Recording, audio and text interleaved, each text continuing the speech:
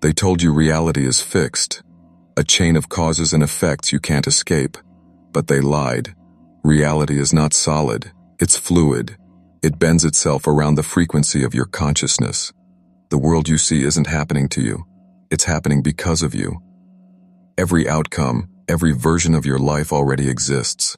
The one where you're free from anxiety. The one where love flows effortlessly toward you. The one where abundance feels natural, not earned. These aren't fantasies, they're parallel possibilities vibrating in the quantum field, waiting for the moment your internal frequency matches theirs. But here's the secret they never told you. Reality doesn't respond to what you want. It responds to what you are. You can speak affirmations all day, visualize the perfect life, write your goals 100 times. But if your nervous system is still wired for lack, fear, or self-doubt, your energy tells the universe, I don't believe I deserve it. You are the projector, and your world is the screen. You can't change the movie by scratching the surface of the glass. You must go into the light source. That light is your emotion, your vibration, the invisible frequency that builds the matter of your life.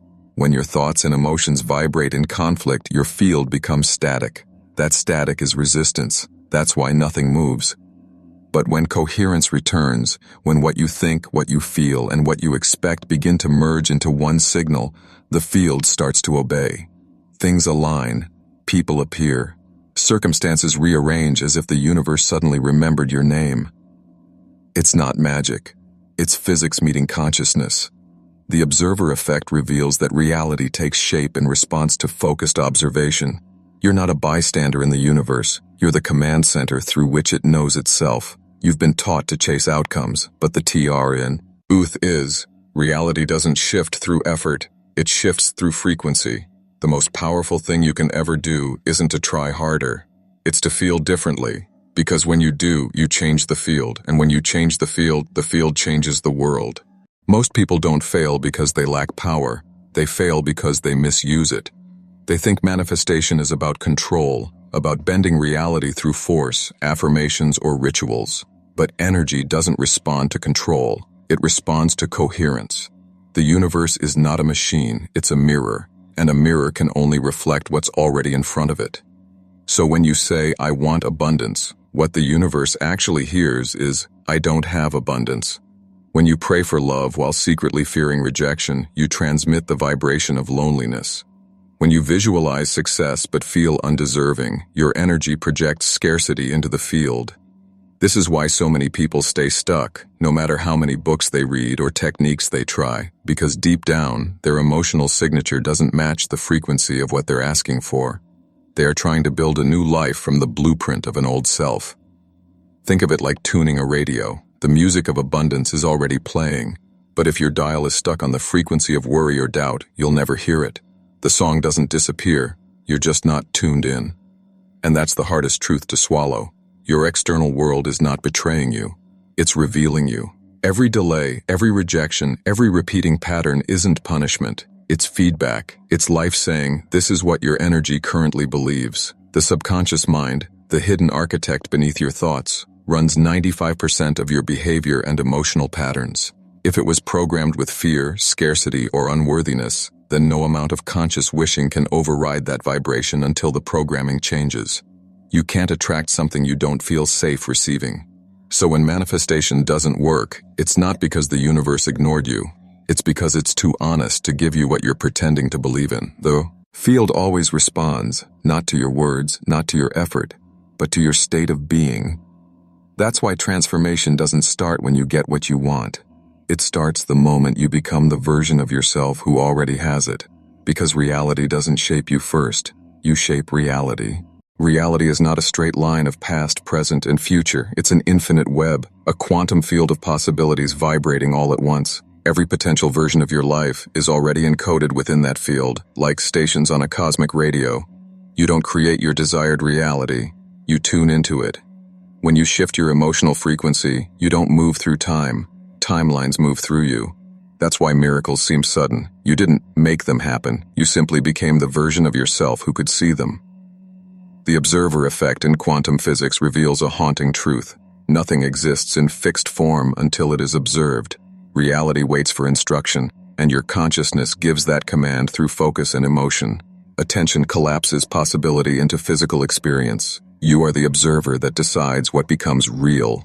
But what most people don't understand is that the subconscious is the true observer. It's your inner receiver, broadcasting signals 24/7 into the quantum field. The conscious mind says, I want success, but the subconscious might still be whispering, I'm not worthy. The field responds to the whisper, not the shout. Your emotions are not just feelings, they are frequencies.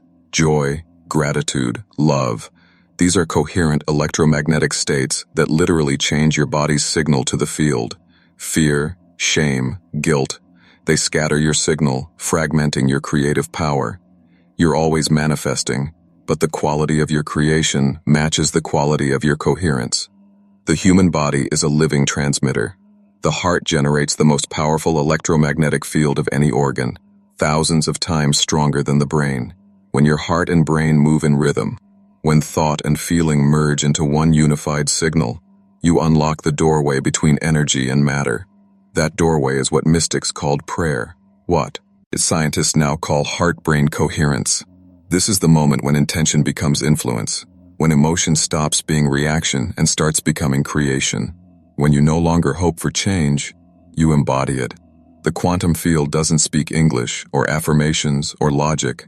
It speaks frequency, and frequency is emotion held with conviction. So the question is never, how do I manifest it? The real question is, what vibration am I broadcasting right now? The truth is, you can't think your way into a new reality. You have to feel your way into it. The universe doesn't speak to your intellect, it responds to your embodiment, and embodiment means becoming the living expression of what you desire before it arrives. If you want love, you become love. If you want abundance, you move as though you already are abundance. If you want peace, you breathe as though it's already yours. Not pretending, being, because pretending says, it's not here yet, but being says, this is who I am now. Every time you act from that identity, your nervous system rewires. Your subconscious begins to update its code. The body, which was once addicted to the chemistry of fear, starts to crave the chemistry of alignment. That's when reality begins to bend, not because you forced it, but because you finally stopped vibrating against yourself. Your body is the bridge between energy and matter. Every emotion you hold teaches the quantum field what reality to create. That's why emotional regulation isn't spiritual decoration. It's manifestation technology. When your body feels safe, the field opens. When your energy feels coherent, the timeline shifts. And yet, most people wait to feel good after something changes. They wait for the relationship to feel loved, for the success to feel worthy, for the healing to feel whole. But that's backward. Reality is a mirror. It can only show you what you already embody. So here's a simple 3-step practice to begin reprogramming your field right now. Step 1. Close your eyes. Breathe into your heart. Feel it expand with every inhale, as though your chest is glowing from within. Step 2. Recall one emotion that matches your desired state: gratitude, love, or peace. Feel it deeply, as if it's already happening. Step 3. From that feeling, think the thought, this is who I am now. Let your body memorize it. Do this daily, not as a ritual of control, but as an act of remembrance. Because every time you return to that state, you are tuning your frequency to the version of reality that already holds everything you've been seeking. You're not summoning it, you're aligning with it. And alignment is not found through thought, it's found through embodiment. There will be moments when it feels like nothing is shifting. You'll do the work, meditate, visualize, feel the state, and still, the old world will stare back at you like an unmovable reflection. This is where most people lose their power. They think the delay means failure. They think the silence means they were ignored. But that silence is sacred. It's not punishment. It's calibration. When reality doesn't change instantly, it's because your nervous system is still learning to hold the new frequency. Every quantum leap requires integration. You cannot jump into abundance while your body still trembles in the frequency of survival. The field is waiting for your stability, not your desperation. So when things feel still, that's your training ground. That's when you learn emotional mastery, the art of staying coherent when your eyes can't yet see evidence. Anyone can believe when results are visible. True mastery is holding belief when the world hasn't caught up yet. That's when your vibration becomes unbreakable. Here's the paradox. The moment you stop needing the shift, you signal the field that it's already complete. And that signal, relaxed, coherent, certain, is the one reality finally obeys. You let go, not to lose it, but to become one with it. So the next time fear rises, don't run. Observe it. Breathe into it. Tell your body, we are safe now. Because safety is the foundation of manifestation. Your energy cannot expand while it's protecting itself from imaginary threats. Reality mirrors your state, not your effort. If you meet resistance with frustration, you reinforce delay. But if you meet it with peace, the field reorganizes in your favor. Your calm becomes magnetic. Your surrender becomes command. It's not about ignoring the shadow. It's about integrating it. The parts of you that once sabotaged your growth aren't enemies. They are unhealed frequencies asking to be seen. When you meet them with love instead of judgment, you retrieve the energy they once held hostage. That's how you rise. Not by escaping yourself, but by coming home to every fragment of your being. Because the moment you become emotionally regulated in the face of chaos, you become the eye of the storm, and the universe begins to revolve around your stillness. There comes a moment when you stop chasing signs and start realizing, you are the sign. Every shift you've been waiting for is already encoded in your consciousness, quietly awakening through each breath of awareness you take. The journey was never about controlling reality, it was about remembering that you are the field that reality flows through. When your heart and mind move as one, when emotion and thought merge into the same coherent signal, you stop being a seeker and become a transmitter. The universe stops testing you and starts responding to you. Life no longer happens to you. It begins to happen from you. And this is where true creation begins. Not the manifestation of things, but the embodiment of states. Peace without reason, love without condition, abundance without attachment. These are not rewards. They are natural expressions of a coherent soul. When you reach this point, everything that used to feel impossible starts to feel inevitable. The people who align with your frequency find you without effort.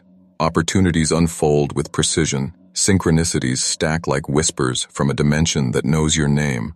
And in those moments, you finally understand, reality was never against you. It was waiting for you to remember who you are. So breathe. Feel your chest rise. Feel the hum beneath your skin. That pulse is the language of the quantum. That's the song of creation vibrating through your veins. You are the bridge between seen and unseen, dream and form, wave and particle. You are the portal through which new worlds are born. Now your initiation begins, not tomorrow, not when conditions are perfect. Right now, in this breath, you hold the power to command your timeline through coherence. The moment you choose alignment, the field reorganizes around your choice.